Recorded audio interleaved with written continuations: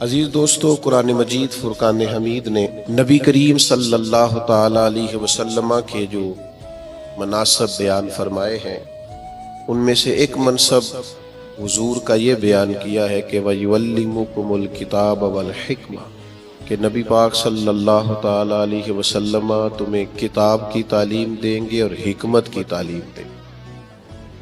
وَيُعَلِّمُكُم مَّا لَمْ تَكُونُوا تَعْلَمُونَ، اور جو تم نہیں جانتے وہ سب میرے حبیب تمہیں سکھا دیں۔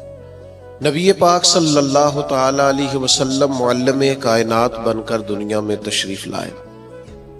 جن جن چیزوں کی انسانیت کو، بنی نوع انسان کو، مسلمان کو حاجت و ضرورت تھی، وہ ساری چیزیں حضور علیہ السلام نے سکھائیں۔ اگر میں دو لفظوں میں بات کو سمیٹوں تو محبوب نے وہ جینے کا طریقہ سکھایا ہے جس جینے میں بھی بڑا مزہ ہے، اور محبوب پاک علیہ السلام نے وہ جینے کا طریقہ سکھایا ہے جس جینے کے بعد مرنے میں بھی بڑا ہی مزہ ہے۔ حضور علیہ السلام کی جو تعلیمات ہیں وہ زندہ اور جاوید ہیں۔ ایک ایک بات انسان کو ذہنی طور پر توانا اور فکری طور پر جوان کر دیتی ہے۔ نبی رحمت علیہ السلام کے ارشادات اتنے اعلیٰ ہیں جو ہر انسان کو، ہر شخص کو شعور زندگی عطا کرتے ہیں۔ آپ اندازہ فرمائیے، مزدور کیا سمجھتا ہے اپنے آپ کو؟ وہ سمجھتا ہے میں نہایت غریب آدمی ہوں، صبح جاتا ہوں، مشقت کرتا ہوں، پسینے میں شرابور رہتا ہوں، ہاتھوں پہ چھالے پڑ جاتے ہیں۔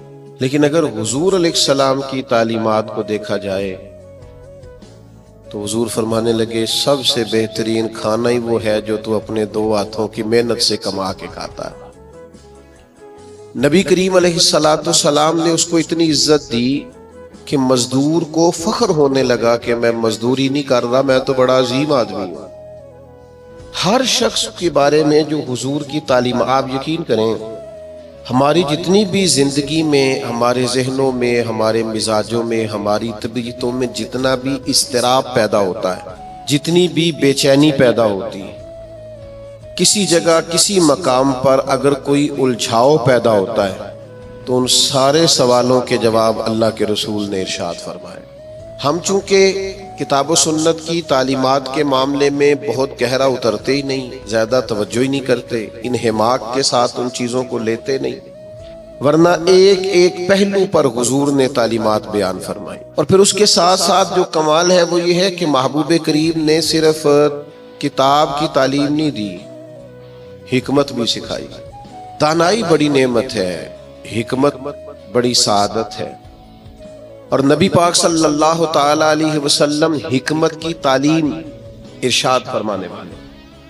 ہمارے ہاں نہ جلد بازی، بے چینی، بے قراری اور فیمس ہونے کا شوق اور آگے بڑھنے کا شوق اور اپنی زندگی کے اندر طرح طرح کی انسان کی اچھلتی اور مچلتی خواہشات، یہ اسے حکمت سے دور کر دیتی ہیں۔ نبی پاک صلی اللہ تعالی علیہ وسلم نے ہمیں جو حکمت عطا کی ہے نا، وہ انسان کو بردبار کر دیتی ہے، اس کی زندگی میں ٹھہراؤ آ جاتا ہے۔ وہ جس مقام پہ بھی ہوتا ہے وہ اپنے آپ کو اللہ تبارک و تعالیٰ کی خاص رحمت میں شمار کرتا ہے، اسے ایک خاص قسم کا اطمینان قلبی اور انشراح صدر نصیب ہوتا ہے۔ دیکھیں، ایک ہی کام ہے، اسے بے چین ہو کے کر لیا جائے پھر بھی اس نے ہو جانا ہے، بے چین ہو کے کر لیا جائے، پریشان ہو کے کر لیا جائے، الجھ کے کر لیا جائے اور اکتا کے کر لیا جائے تو کام پھر بھی ہو جاتا ہے۔ لیکن وہی کام اگر سکون سے کر لیا جائے، ٹھنڈک سے کر لیا جائے، ذرا مسکرا کے کر لیا جائے، ذرا بردباری سے کر لیا جائے، تو اس کا نتیجہ یہ نکلتا ہے کہ انسان نہ سکون میں رہتا ہے۔ ہمارے ہاں چونکہ دانائی نہیں ہوتی تو جو بالکل صحیح چیز ہوتی ہے نا، اس کا بھی ہم ایسا الٹ مطلب بیان کرتے ہیں، ایسا انفرادی مطلب بیان کرتے ہیں کہ وہ صحیح بات بھی بعض اوقات نہ غلط ہو جاتی۔ آپ صحیح بات بھی کریں، وہ کچھ لوگ کہتے ہیں جی میں اس لیے کڑوا ہوں کہ میں سچ بولتا ہوں، تو میں نے کہا ایسی بات نہیں ہے۔ دنیا میں سب سے زیادہ سچ نبی کریم نے بولا ہے، پر اتنا میٹھا کر کے بولا ہے کہ دل نہیں روح تک اتر گیا ہے۔ عزیز دوستو، ایک بادشاہ نے نا خواب دیکھ لیا تھا۔ اس نے خواب دیکھا کہ میرے سارے دانت ٹوٹ گئے۔ اس نے ایک تعبیر بتانے والے سے تعبیر پوچھی کہ یہ میرے سارے دانت ٹوٹ گئے، اس کی تعبیر کیا ہے؟ تو وہ تعبیر بتانے والا پریشان ہو کے کہنے لگا، بادشاہ بات بڑی خوفناک ہے، جو خواب آپ کو آیا ہے تعبیر بڑی خطرناک ہے۔ تعبیر یہ ہے کہ آپ کے سارے رشتہ دار، بہن بھائی، بیوی بچے آپ کی زندگی میں فوت ہو جائیں گے۔ بادشاہ کو بڑا غصہ آیا، اس نے سزا دی کہ کیسی خوفناک خبر سنا رہا ہے، سارے چلے جائیں گے تو میں نے جی کے کیا کرنا۔ کچھ دنوں کے بعد ایک اور تعبیر کرنے والوں کو بلایا اور اسے بلا کے کہا کہ میں نے یہ خواب دیکھا ہے کہ میرے سارے دانت ٹوٹ گئے ہیں، تو تعبیر کیا ہے؟ تو وہ کہنے لگا، بادشاہ یہ تو بڑا اچھا خواب ہے۔ اس نے کہا کیا مطلب؟ کہنے لگا اس خواب کی تعبیر یہ ہے کہ آپ کے خاندان میں سے سب سے لمبی عمر اللہ آپ کو عطا فرمائے گا۔ بادشاہ نے اس بندے کو انعام دیا، تحائف دیے اور بار بار آنے کی دعوت دی۔ میرا خیال ہے تعبیر ایک ہی نہیں بتائی دونوں نے، لیکن بات اگرچہ بے سلیقہ ہو کلیم، پر بات کرنے کو سلیقہ چاہیے۔ ہم نہ اپنے بچوں کو اس طرح سمجھاتے ہیں کہ وہ بچے بجائے سمجھنے کے ناراض ہو جاتے ہیں۔ ہمارا سمجھانے کا انداز بعض اوقات الا ماشاءاللہ توہین آمیز ہوتا ہے۔ ہمارا بعض اوقات بعض لوگوں سے ملنا، بعض لوگوں کے ساتھ ربط رکھنا، اس میں خوبصورتی نہیں ہوتی۔ دانائی، تدبر، حکمت، معاملہ فہمی، یہ ایک بڑا ضروری کام ہے، ایک بڑا سمجھداری والا کام۔ نبی پاک صلی اللہ تعالی علیہ وسلم نے ہمیں حکمت سکھائی، دانائی سکھائی۔ پتہ ہے مسائل کب ہوتے ہیں؟ جب ہم انہیں ذہن پہ سوار کر لیتے ہیں، اور جب پریشانی کو ذہن پہ سوار نہ کیا جائے پھر پریشانی نہیں رہتی، پھر بندہ آسانی سے اس پریشانی سے گزر جاتا ہے۔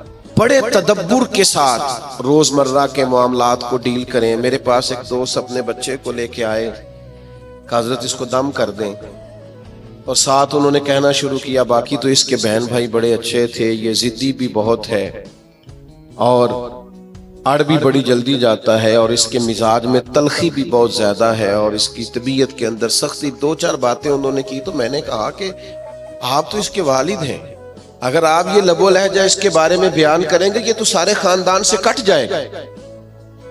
آپ کو تو ایسا کرنا چاہیے تھا کہ اگر آپ اسے سمجھاتے بھی تو اس طرح سمجھاتے کہ اسے پتہ ہی نہ چلتا مجھے کوئی سمجھا رہا ہے۔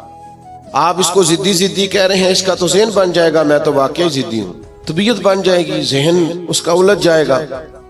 حکمت کے ساتھ اپنے مخالف کو بھی کبھی ڈیل کرے نا، آپ کی توجہ ہے میری بات پر؟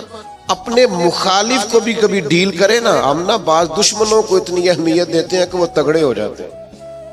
کچھ دشمن ایسے ہوتے ہیں جن کے بارے میں قرآن کا حکم یہ ہے کہ وَإِذَا خَاطَبَهُمُ الْجَاهِلُونَ قَالُوا سَلَامًا، جب تمہارا جاہلوں سے آمنا سامنا ہو تو تم نے کہنا ہے بھئی تمہیں سلام ہو۔ ہر آدمی سے الجھیں گے نہیں، ہر ایک سے بحث نہیں کریں گے، ہر ایک کے بارے میں یہ ذہن نہیں بنائیں گے کہ یہ بھی میرا دشمن ہے، یہ بھی میرا مخالف۔ اتنی جلدی اپنے ذہن کے اندر تناؤ نہیں پیدا کریں گے۔ ایک صحابی آئے حضور کی خدمت میں، مشکاۃ شریف میں حدیث موجود ہے۔ عرض کیا یا رسول اللہ صلی اللہ تعالی علیہ وسلم، کفار آپ کا نام بگاڑ کے لینے لگے ہیں، معاذ اللہ ثم معاذ اللہ۔ وہ کہتے ہیں اگر ہم نے محمد مان لیا تو محمد کا معنی تو وہ ہے جس کی تعریف کی جائے بار بار۔ اب وہ نام بگاڑ کے معاذ اللہ آپ کو برا بھلا کہتے ہیں۔ تو وہ صحابی آئے تھے اور انہوں نے بڑی خوفناک طریقے سے بات سنائی، پر پتہ ہے حضور نے کیا فرمایا؟ فرمایا پتہ نہیں وہ کس کو گالیاں دے رہے ہیں، پتہ نہیں وہ کس کا نام بگاڑ رہے ہیں، مجھے تو اللہ نے محمد بنایا ہے۔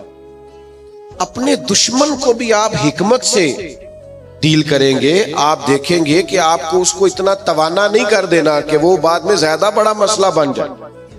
تو دانائی، تدبر، حکمت، معاملہ فہمی، یعنی ایک شخص نے آ کے حضور کی بارگاہ میں عرض کیا میں اس شرط پہ کلمہ پڑھوں گا کہ میں نمازیں 2 پڑھوں گا۔ یہ صرف حضور کا اختیار ہے کہ نبی پاک کسی کو اجازت دے دیں، ورنہ کسی اور کا اختیار نہیں ہے۔ میں فقط 2 نمازیں پڑھوں گا۔ اگر آپ اجازت دیتے ہیں تو میں کلمہ پڑھتا ہوں۔ اللہ کے حبیب نے فرمایا تو آ جا، دو ہی پڑھ لینا۔ شارحین حدیث نے لکھا ہے اس نے 2 نمازوں کی شرط پہ کلمہ پڑھا تھا، پھر وہ تہجد بھی پڑھا کرتا تھا۔ ہمارے ہاں نا لوگوں کو موقع ہی نہیں دیا جاتا مسجد آنے کا۔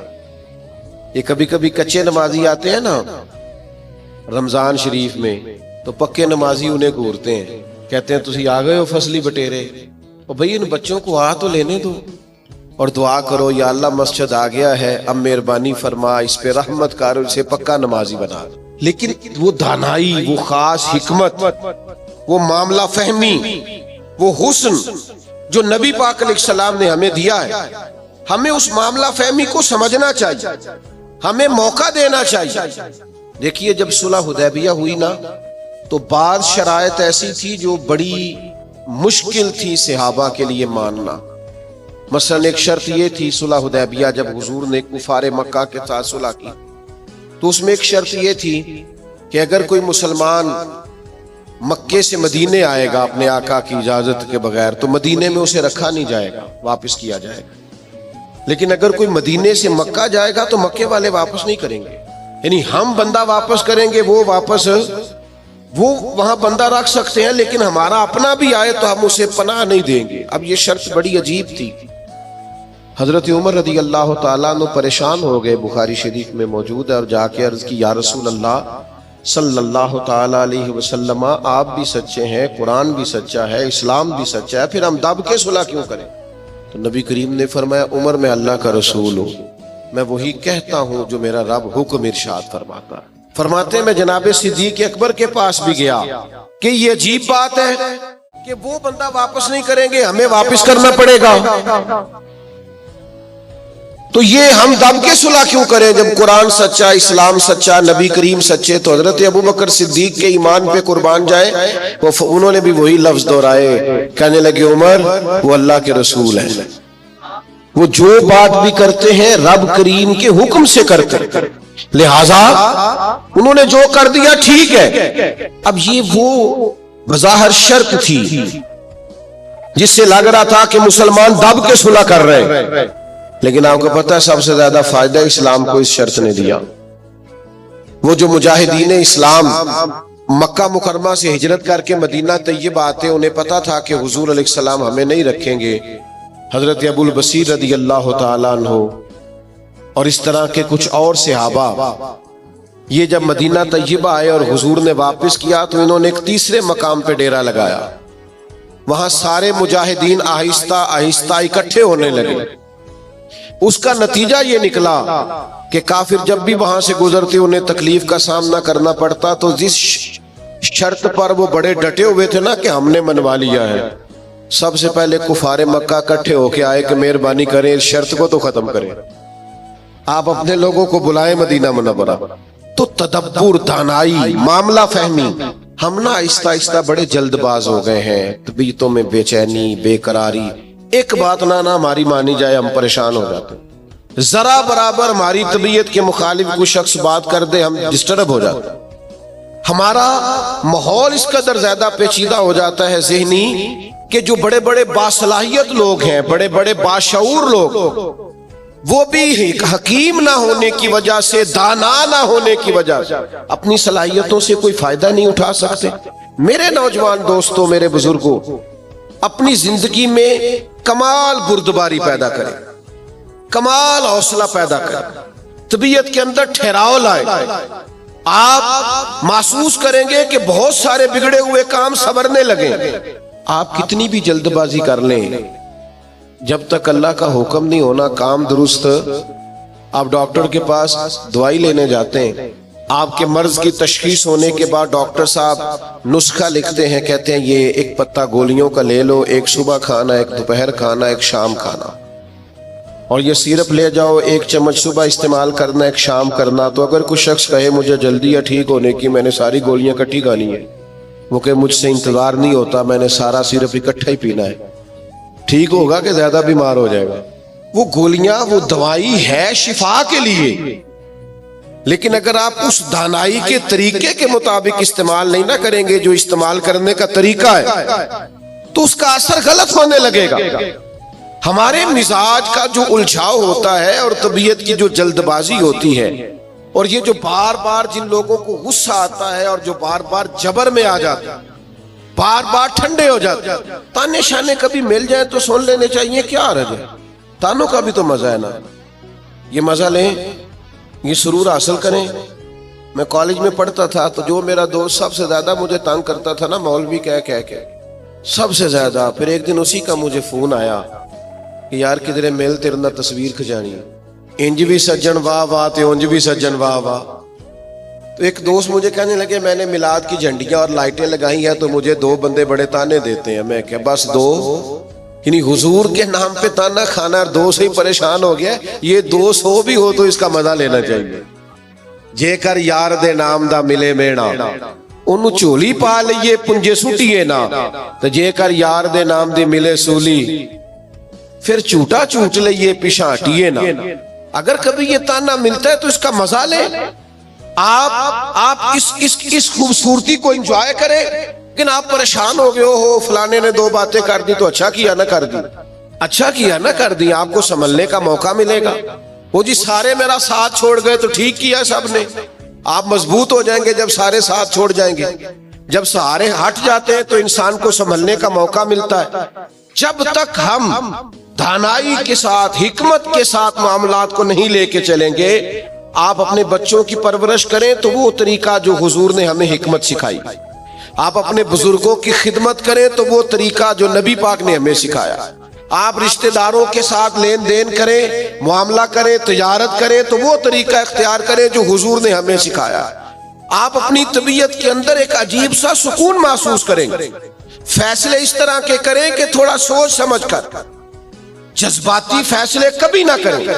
حضور کے اعلان نبوت سے پہلے جب دوبارہ بیت اللہ شریف کی تعمیر کی تھی نا اہل قریش نے، اب چونکہ وہ تھے تو سارے آپس میں، پر ہر قبیلہ ایک دوسرے سے لڑتا بہت تھا، تو ہر بات میں لڑ پڑتے تھے، میں نے آگے جانا ہے، میں نے آگے جانا ہے۔ تو وہ سارے قبیلے شامل تھے۔ اب جب بیت اللہ شریف کی نئی تعمیر ہو گئی تو حجر اسود نصب کرنا تھا، اس پہ جھگڑا ہو گیا۔ ایک قبیلہ کہتا ہے میں نے نصب کرنا ہے، دوسرا کہتا ہے میں نے نصب کرنا ہے، تیسرا کہتا ہے میں نے کرنا ہے۔ اور کچھ تو ایسے تھے جنہوں نے پیالے میں خون ڈال کے بیچ میں ہاتھ رکھ کے قسمیں بھی اٹھا لی کہ اگر ہم نہیں کریں گے تو کرنے بھی نہیں دیں گے، فساد ہوگا۔ پھر طے ہوا کہ جو صبح سب سے پہلے حرم کعبہ میں داخل ہوگا اس سے فیصلہ کرائے گا۔ کمال کی بات یہ کہ سب سے پہلے حرم کعبہ میں رسول رحمت تشریف لائے، اسیر دشمن کی چاہ میں بھی، مخالفوں کی نگاہ میں بھی، امی ہے، صادق ہے، معتبر ہے، میرا پیمبر عظیم تر ہے۔ انہوں نے کہا یہ تو صادق اور امین آ گئے۔ انہوں نے کہا جی یہ ہمارا فیصلہ کر دیں کہ حجر اسود کس قبیلے نے نصب کرنا ہے۔ تو نبی کریم علیہ السلام نے فرمایا کر دیتے ہیں نا۔ سرکار نے چادر بچھائی، حجر اسود اس میں رکھا، فرمایا سارے قبیلے ایک ایک کونا پکڑ لو۔ وہ سب نے ایک ایک کونا پکڑ لیا۔ جب حجر اسود کے قریب گئے تو محبوب نے وہاں سے اٹھا کے حجر اسود والی جگہ پہ رکھا۔ اب چاروں طرف دیکھا تو سب کو یوں ہی لگ رہا تھا میں اٹھا کے لایا ہوں، میں اٹھا کے لایا، میں اٹھا۔ ہم تو اپنے بچوں کے بیچ لڑائی کرا دیتے ہیں یہ کہہ کہ اے میرا پتر زیادہ لے کے۔ ہم تو اپنے گھر کے اندر فساد، ناراض نہ آئیے گا مجھ سے، ہم فساد ڈلوا دیتے ہیں۔ یہ بندہ ٹھیک ہے، او خدا کے بندے سارے بیٹے، ساری اولاد ہی برابر کی، کسی نے پیسے زیادہ کما لیے، کسی نے کم کما لیے، لیکن اپنا گھر نہ تباہ کریں۔ آپ دانائی کے ساتھ، حکمت کے ساتھ، تدبر۔ میں چھٹی کا دن تھا، مدرسے کی سیڑھیاں چڑھ کے اندر داخل ہوا تو بچے آپس میں کھیل رہے تھے اور ہلکی پھلکی شرارتیں بھی کر رہے تھے۔ مجھے بڑا ضروری کام تھا پر میں انہی پیروں پہ واپس آ گیا۔ تو مجھے پوچھنے لگے کہ جناب آپ گئے نہیں۔ میں نے کہا بچے کھیل رہے تھے، اب میری طرف دیکھتے تو ان کا کھیل خراب ہو جاتا۔ تو بھئی اب وہ بیچارے ہفتہ بھر پڑھتے ہیں تو انہیں کچھ کھیلنا بھی تو ہے نا۔ تو آپ تھوڑا موقع دیں۔ ہر معاملے میں، ہر جگہ جذباتیت کا شکار ہو جانا، الجھ جانا، غصہ کرنا، حضور علیہ السلام نے اسے پہلوان کہا ہے جو اپنے آپ پہ کنٹرول رکھے۔ فرمایا وہ پہلوان ہے جسے اپنے غصے پر کنٹرول ہو۔ اپنے آپ کو سنبھالے، سارا کچھ ٹھیک ہو جائے گا۔ اپنے جذبات کو سنبھالے، سارا کچھ ٹھیک ہو جائے گا۔ یعنی آپ بلا وجہ کسی کے بارے میں کہہ رہے ہیں کہ وہ بڑا ہو گیا ہے، وہ مشہور ہو گیا ہے، وہ اب آگے نکل گیا ہے، وہ میری بات نہیں سنتا. ایسا نہیں ہے، کچھ تو مجبوریاں رہی ہوں گی. یوں ہی کوئی بے وفا نہیں ہوتا. آپ تھوڑا سا نا موقع دیں، آپ چیزوں کو سمجھیں اور تھوڑا نا اپنے اوپر توجہ دیں کہ میں نے اپنے آپ کو کنٹرول میں رکھنا ہے، میں نے اپنے آپ کو سمجھانا ہے. بڑے بڑے مہنگے مہنگے ہوٹلوں میں لوگ جاتے ہیں اور دوسروں کو جاتا دیکھ کر پریشان بھی ہوتے ہیں. مجھ سے ایک دوست نے پوچھا آپ نے بڑی جگہ دیکھی، مزہ کہاں آیا؟ میں نے کہا وہ جب اماں نہیں ہانڈی پکاتی تھی اور کہتی تھی کہ کھانا لے کے آیا نہیں جاتا، یہ بیٹھنے کے لیے کوئی چیز لے لے اور یہاں میرے قریب ہی آ جا. اور پھر وہ سالن دیتی دفعہ یہ بھی کہتی تھی اکو باری ملنا ہی دوبارہ نہ منگی. وہ جو لطف ہے وہ دنیا کے کسی 5 سٹار ہوٹل میں میسر آتا. آپ جس حال میں ہیں اس میں راضی رہیں، اپنے کلچر سے، اپنی تہذیب سے، اپنے آپ سے پیار کریں. بھئی جس کو اللہ وہ جی میرا کوئی رشتہ دار نہیں، جس کو اللہ نے تیرا چاچا بنایا تو کیسے انکار کرتا ہے؟ جس کو اللہ نے تیرا ماموں بنایا تو کیسے انکار کرتا ہے؟ جس خاندان کو اللہ نے تیرا خاندان بنایا، رب نے بنایا، یہ تیری مرضی. اللہ نے جہاں جہاں پیدا کیا. الجھے نہیں، پریشان نہ ہو، اپنے آپ کو تکلیف میں نہ ڈالیں، بڑی سمجھداری کے ساتھ. پتہ ہے آپ کو لوگ جب لوگوں کو پریشان کرتے ہیں تو پریشان کر دیتے ہیں، چڑھا چڑھا کے پاگل کر دیتے ہیں. وہ لکھا ہے شیخ نے کہ ایک تاجر کی دکان بڑی اچھی چلتی تھی تو باقی تاجروں نے سوچا کہ اسے کسی طریقے سے بیوقوف کر دیا جائے، معاذ اللہ استغفر اللہ، سازش کی. وہ صبح صبح جب دکان کھولنے کے لیے آیا تو اس نے سفید امامہ پہنا ہوا تھا اور اس نے نیلے رنگ کا سوٹ پہنا ہوا. تو پہلا تاجر ہی اسے دیکھ کے کہنے لگا ماشاءاللہ سفید لباس پر آپ کا یہ کالے رنگ کا امامہ کتنا پیارا لگ رہا ہے. اس نے کہا پاگل ہو گئے ہو، میرا تو یہ سفید رنگ کا ہے. تیسرا بھی ملا تو اس نے کہا کالے رنگ کا امامہ کیسے لگ رہا ہے؟ اس نے یہاں سے آگے کر کے دیکھا کہ تو وائٹ ہے. پھر اس نے کہا، چوتھے نے کہا، پانچویں نے کہا، تو بندہ ذہنی طور پہ الجھ گیا. اتنا الجھا کہ سارا دن دکانداری نہ ہو سکی، بلکہ بعض نے لکھا کہ اس طرح کے لوگ تو دیوانے ہو جاتے. تب وہ ایک سیانے بندے کے پاس گیا. اس نے کہا کہ جناب میں ذہنی طور پہ پریشان ہوں، گاہکوں سے بھی لڑتا ہوں، آزمائش بڑی ہو گئی ہے، مسئلہ کیا ہے؟ تو انہوں نے کہا اصل میں تو نے مخالفوں کی باتیں توجہ سے سننی شروع کر دی. ہاں مخالفین کی وہ بات توجہ سے سننی چاہیے جو ہماری وہ غلطی بیان کرے، لیکن وہ باتیں جو چڑھانے کے لیے اس سے صرف نظر کیا جائے. اپنے آپ کو آپ کنٹرول میں رکھیں. یہ نبی پاک علیہ السلام کی دی ہوئی ہمارے لیے حکمت ہے. میں دوستوں سے کہا کرتا ہوں میلاد آئے نا تو میلاد میں محو ہو کے میلاد منایا کرو. آپ کے ذوق شوق کا بڑا اثر ہونا ہے دوسروں پر.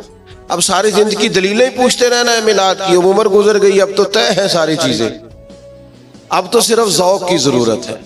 کون کتنے پیار سے کرتا ہے، کتنے شوق سے کرتا ہے، اس شوق کی حاجت. تو دانائی حکمت جو نبی کریم نے ہمیں عطا کی، اس حکمت کو سمجھیں. بہت زیادہ معاملہ فہمی کے ساتھ چیزوں کو لے کے چلیں. جب نبی پاک علیہ السلام نے مکہ مکرمہ پر حملہ فرمایا، فتح مکہ ہوا، تو حضرت سعد بن عبادہ رضی اللہ تعالیٰ عنہ کے پاس جھنڈا تھا. علم بردار تھے حضرت سعد بن عبادہ، جس کے پاس جھنڈا ہوتا تھا وہ سب سے آگے ہوتا تھا. تو حضرت سعد بن عبادہ سب سے آگے تھے اور قائد تھے. انہوں نے کوئی ایک ایسی بات کر دی جو پالیسی کے خلاف تھی. تو بعض لوگوں نے احتجاج کیا کہ ان سے جھنڈا لے لیا جائے. اب ان کی کوئی ایسی بڑی غلطی بھی نہیں تھی، بلکہ غلطی نہیں تھی سرے سے. جھنڈا ان سے واپس لینا پڑ گیا، لیکن بندے بڑے حساس تھے. دین کے لیے ان کی خدمات بہت زیادہ تھیں. ان کی زندگی کے اندر یہ خوبصورتی تھی کہ ہمیشہ وفادار رہے. وہ ان سے جھنڈا واپس لینا ہے. صحابہ نے عرض کی یا رسول اللہ اب کیا کریں گے؟ بندہ بھی بڑا حساس ہے اور موقع ایسا آ گیا ہے. تو نبی کریم نے فرمایا لے لیں گے جھنڈا، کچھ بھی نہیں ہوتا. یا رسول اللہ ایک شخص کو منصب سے ہٹانا ہے تو پریشان تو ہوگا نا. فرمایا کچھ بھی نہیں ہوگا. اب لوگوں نے دیکھا رسول پاک کی کمال حکمت کو. اب لوگوں نے دیکھا وہ میلاد والے محبوب کی دانائی، وہ تدبر، وہ کمال، وہ فراست، وہ علم، وہ بردباری، وہ چیزوں کو پوری گہرائی سے لینا. نبی کریم نے حضرت سعد بن عبادہ کو بلایا اور بلا کے فرمایا بھی میرا ارادہ بن کے آپ سے جھنڈا لے لیا جائے. عرض کی یا رسول اللہ صلی اللہ علیہ وسلم جیسے حکم. لیکن ساتھ ہی حضور فرمانے لگے بنا ارادہ یہ ہے کہ آپ سے لے لیا جائے اور آپ کے بیٹے کو دے دیا جائے. دنیا میں باپ سب سے زیادہ تب راضی ہوتا ہے جب وہ سمجھتا ہے میرا بیٹا برابر کا ہو گیا ہے، اب میری سیٹ پہ بیٹھ۔ جس بات سے انہوں نے ناراض ہونا تھا اسی بات سے وہ سب سے زیادہ راضی ہو گئے۔ یا رسول اللہ میرے بیٹے کو ملے گا؟ تو میرے عزیز، معاملہ فہمی، تدبر، حکمت یہ نبی کریم نے ہمیں سکھائی ہے۔ آپ اپنے دوستوں کے درمیان، اپنے گھر کے درمیان، اپنے ماحول کے بیچ اس طرح کے دانا ہو جائیں کہ کبھی بھی آپ مایوسی نہ پھیلنے دیں۔ کوئی کمزور ہو رہا ہے، کوئی الجھ رہا ہے، کوئی غربت سے، بیماری سے، آزمائش سے پریشان ہے، تو آپ اس قدر دانائی کا مظاہرہ کریں کہ لوگوں کو سکون نصیب ہونا شروع ہو جائے۔ لوگ وہاں سے نکلنا، ہمارے بزرگ فرمایا کرتے کہ اگر تم سے کوئی تلخ بولتا ہے نا تو یہ نہ کہا کرو متکبر بہت ہے، کہا کرو ہو سکتا ہے بیچارہ بڑا پریشان ہو سکتا ہے بیمار ہو سکتا ہے کہیں کمزوری آ گئی۔ جب تک آپ دانائی کے ساتھ چیزوں کو نہیں لیتے، حکمت کے ساتھ آپ معاملات کو نہیں دیکھتے، اتنی دیر تک چیزیں بہتر نہیں ہو سکتی۔ آپ اس دانائی کے ساتھ چلیں گے، تدبر کے ساتھ چلیں گے، حکمت کے ساتھ چلیں گے تو آپ محسوس کریں گے آپ دیکھیے نا کون سا ظلم ہے جو مکہ مکرمہ میں صحابہ کرام پر نہیں ہوا۔ ان کے وجود پر گرم پتھر رکھے گئے، ان کو دروں سے مارا گیا، اور جو غلام تھے ان پر تو سختیاں اور بھی زیادہ تھیں۔ لیکن آپ کو پتہ ہے یہ نبی پاک علیہ السلام کی حکمت کا کمال ہے کہ حضور نے ایک منٹ کے لیے بھی کسی کو مایوس نہیں ہونے دیا۔ حضور نے ہر موقع پر ان کے دل کو تسلی دی، راحت دی، انہیں پریشان نہیں ہونے دیا، بلکہ وہ اس تکلیف کو سہتے تھے تو انہیں لطف آتا، اس لیے کہ وہ فضائل جو اللہ کے راستے میں تکلیف برداشت کرنے کے حضور نے بیان کیے تھے وہ اچھی طرح سے انشراح صدر تھے، ان کو جان گئے تھے۔ ہماری بے چینیاں، ہمارا الجھاؤ، بات بات پہ جھگڑا کرنا، وہ ہمارا مخالف ایک بات کر کے چپ کر جاتا ہے، ہم سارا وقت اسے جواب دینے میں ضائع کر دیتے۔ او خدا کے بندے، اور بڑے بڑے لمبے چوڑے کام ہے کرنے والے، بڑی بڑی ڈیوٹیاں سر انجام دینی ہے، معاشرے میں بڑا انقلاب برپا کرنا ہے۔ حضرت صدر الشریعہ رحمت اللہ علیہ کا قول مجھے ایک جگہ ملا، وہ جب اپنے شاگردوں کو پڑھانے کے لیے بٹھاتے تھے نا مسند تدریس پر، تو فرماتے تھے بیٹا جب تم گھر سے ناراض آؤ تو کلاس میں پڑھانے کے لیے نہ بیٹھنا، پہلے ذرا اپنا موڈ فریش کر لینا، طبیعت کو تازہ کر لینا، پھر طالب علموں کو پڑھانا۔ یہ نہ ہو غصہ کسی اور کا ہو اور نکل کسی اور پہ جائے۔ یہ بزرگوں کی دانائیاں، ان کی معاملہ فہمی، ان کا تدبر، اور پھر یہ حکمت آگے آئی جب حضرت صدیق اکبر رضی اللہ تعالیٰ عنہ کو نبی پاک کے وصال کے بعد کہا گیا نا کہ آپ یہ لشکر روانہ نہ کریں ابھی مسلمہ کذاب کے خلاف، حالات کو درست ہو لینے دیں، تو یہ حضرت صدیق اکبر کی آپ دانائی دیکھیے، فرمایا جس لشکر کو حضور نے روانہ کیا وہ ہر صورت جائے گا۔ جب اتنا بڑا لشکر نکلا نا مدینہ منورہ سے حضور کے وصال کے بعد، تو وہ جو آنکھیں کھول رہے تھے نا کہ پتہ نہیں کیا ہو جائے گا، ان کو یہ بھی بات ان پر بڑا اثر اس نے ڈالا کہ اگر اتنے لوگ باہر نکل گئے ہیں تو پتہ نہیں کتنی فوج باقی موجود ہے۔ وہ ان کو احساس پیدا ہوا آپ کی کمال دانائی، فہم و فراست، اس نے حالات بدل کے رکھ دیے۔ تو نبی پاک نے ہمیں علم سکھایا، حضور نے ہمیں حکمت سکھائی، نبی پاک صلی اللہ تعالی علیہ وسلم نے زندگی میں ٹھہراؤ لانے کے ہمیں طریقے بتلائے، نبی پاک علیہ السلام نے ہمیں بردبار کیا، لیکن ہم اس قدر زیادہ آزمائش کا شکار ہے۔ آپ یقین کریں بعض لوگ بول رہے ہوتے ہیں، سوال کر رہے ہوتے ہیں، غصے کا اظہار کر رہے ہوتے ہیں، تو دل کرتے ہیں ان سے کہا جائے کہ یہ آپ کی شخصیت سے میچ نہیں کر رہا، آپ کی جو اللہ تعالیٰ نے عظمت بنائی ہے اس کے ساتھ یہ چیز میچ نہیں ہو رہی۔ ہم جب تک معاملہ فہم نہیں ہوتے، جب تک سمجھدار نہیں ہوتے، ہمارے پاس تعلیم ہو، ہنر ہو، ہم کر کچھ نہیں سکیں گے۔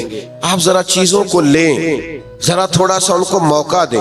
ذرا میں کسی شخص سے آپ کی بحث ہو جائے نا تو اس نے 4 باتیں کی، آپ نے 6 کر دی، پھر وہ 10 کر دے گا، پھر آپ کو 12 کرنی پڑیں گی، آپ جیت سکتے ہیں۔ اس کا بہترین حل پتہ کیا ہے؟ وہ باتیں کرے، آپ ذرا چپ کر جائیں۔ وہ 2 کرے گا، 4 کرے گا، 6 کرے گا، آخر میں کہے گا تو مینوں پاگل سمجھنا ہے۔ تو جواب دے کہ کسی کو پاگل نہیں کیا جا سکتا، چپ رہ کے دوسرے کو پاگل بھی کیا جا سکتا ہے۔ اللہ معاف فرمائے معاذ اللہ۔ تو کبھی کبھی اپنی زندگی کے اندر خاموشی بھی بہت بڑا طوفان ہوتی ہے۔ فٹافٹ پر وہ بہت سارے لوگ ہیں وہ کہتے ہیں جی میں اتنے اچھے کام کرتا ہوں تو دیکھیں لوگ